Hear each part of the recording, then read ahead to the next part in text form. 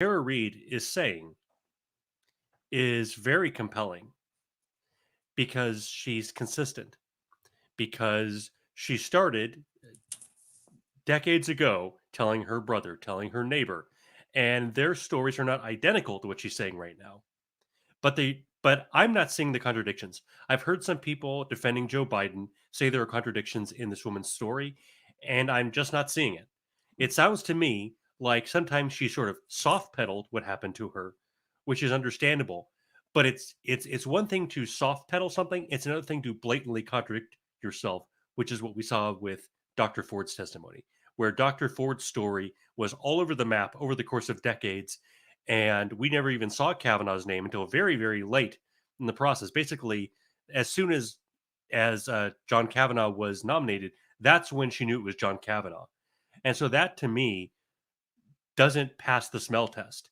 Whereas Tara Reade at least has been consistent for 27 years or so. Is it 27 or 23?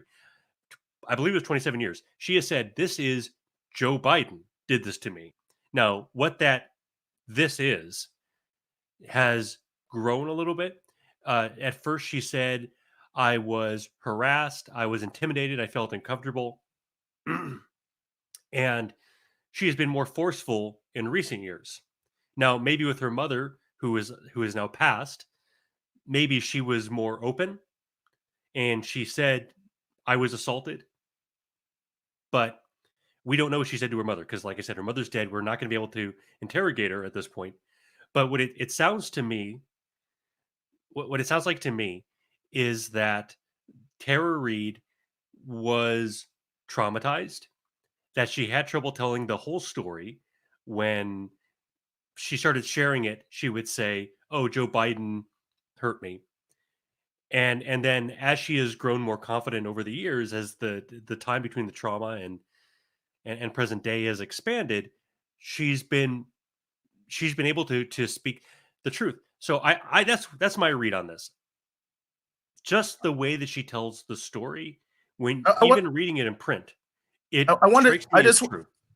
I want to give just a little bit of general insight here. Okay, I have 20 years of experience in public safety, and I was involved in numerous rape investigations over the Yeah. course of my career.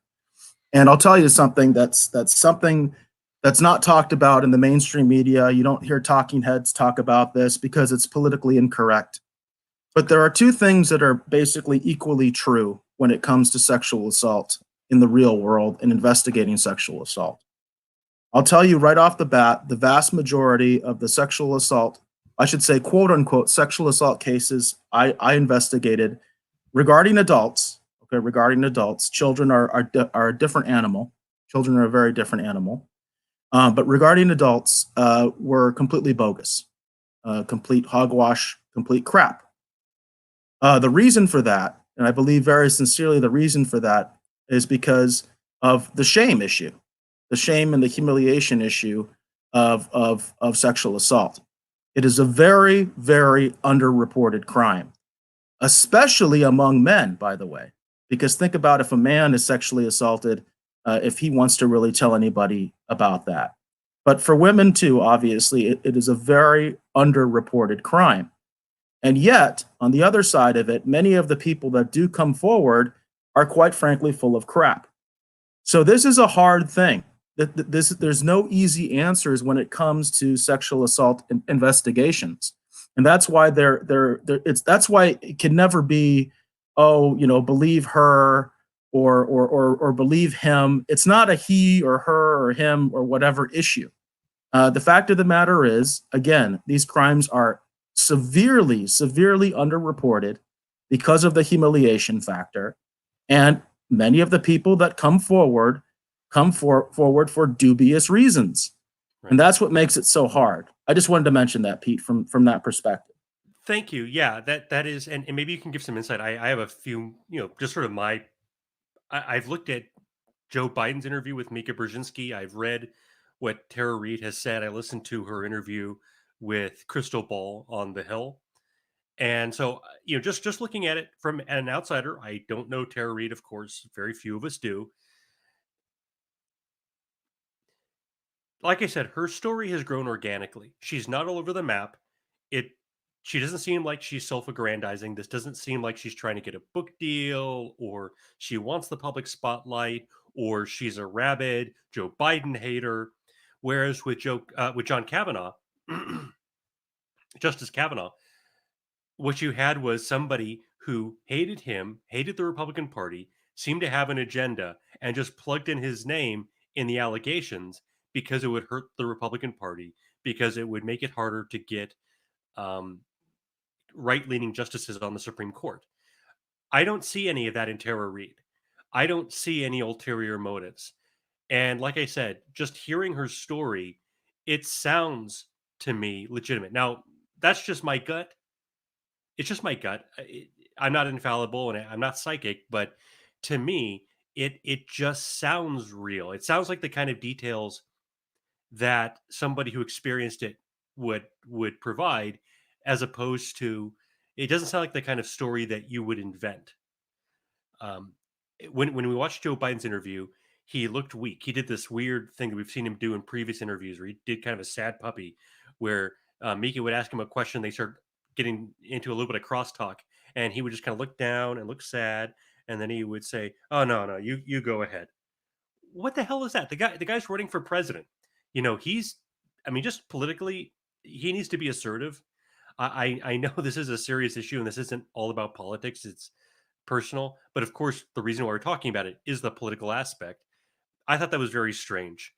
I don't know what that says about the veracity of his side of it, but it just seemed very off, very odd to me. And he had a lot of answers where he started with "look," or the thing is, like, he wasn't prepared for really obvious questions.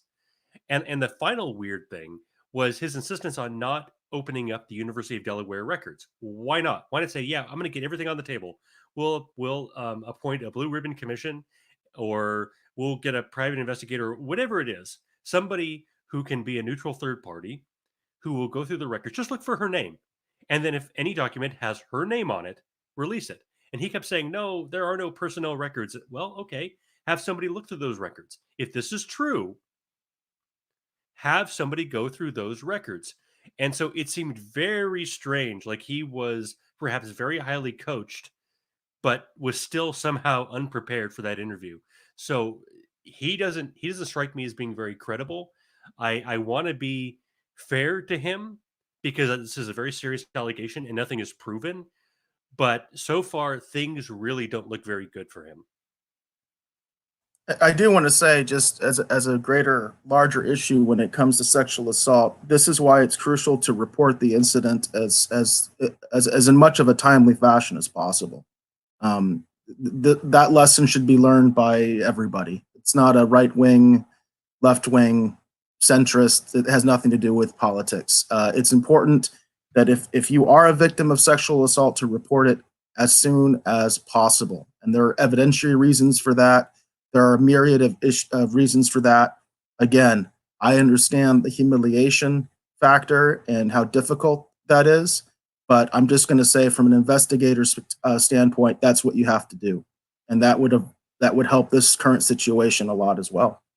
Right. And there was one point where I thought that Joe Biden wasn't forceful enough in the interview, where I thought that he had a really good point when Mika was pressing him on, "Well, aren't you a hypocrite for saying believe all women?"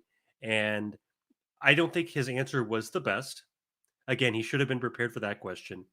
But what he said was, "Well, what I meant was that women should be given, there should be a presumption that women, or whoever, it could be men as well, are telling the truth." And the reason why that is, as you said, it's very embarrassing to come forward with allegations like this. So to presume does not mean that you simply assume that you do no investigation, but you're at least supportive enough that you give victims the space to tell their story. And those who are not victims, those who aren't being truthful, you can find that out.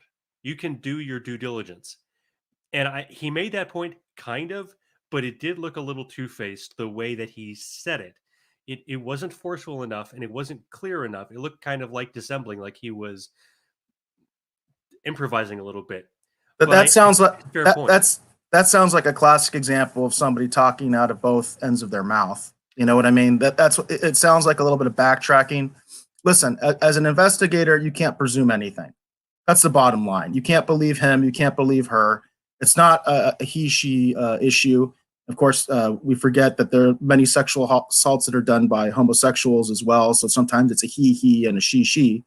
But the thing is that you don't take sides. As an Right. investigator, you have to come in objectively.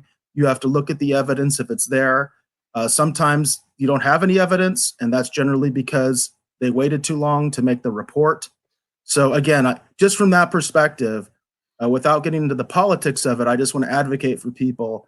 If something like that happens to you, which right now I think that's happening in very large numbers, honestly, because a lot of people are basically trapped in their homes with predators, and that includes children. So if anything happens to you, report it right away. Report it as soon as you possibly can. Get out of that situation, and that will help you down the line with situations like this. But don't you think that we're getting a little hung up on the word presume here? Because again, I think the intention of that slogan, whether or not it's the right combination of words, I think the intention and the feeling behind that and the insight is that we have to be supportive enough that victims feel comfortable telling their stories. Not that we don't do an investigation, not that we take sides, but we've gone from a culture where a lot of women are shamed for telling their stories, where women are treated presumptively as being liars. And the insight of that slogan is we need to correct a little bit. And maybe the way that's phrased is overcorrecting, but maybe that's just kind of a way of getting the discussion started. And yeah, that may not be exactly the way to look at it, but we did need to make a change in our society how we treat the victims of sexual assault. I agree with that completely, except I think the whole, I believe her and that kind of stuff, that's a political statement. That has nothing to do with investigation. That has nothing to do with treating victims with decency and kindness. It's a political statement. It's a feminist statement in the worst sense of the word. It's not about equal rights. It's about believing women over men. That's why they say her. And like I said, the most underreported sexual assault is not women, I guarantee you. There's no way to know that for sure, but my experience tells me the most underreported sexual assault is men because they are extremely humiliated when that happens to them and they don't report it. Well, fair enough. I think we have a great deal of agreement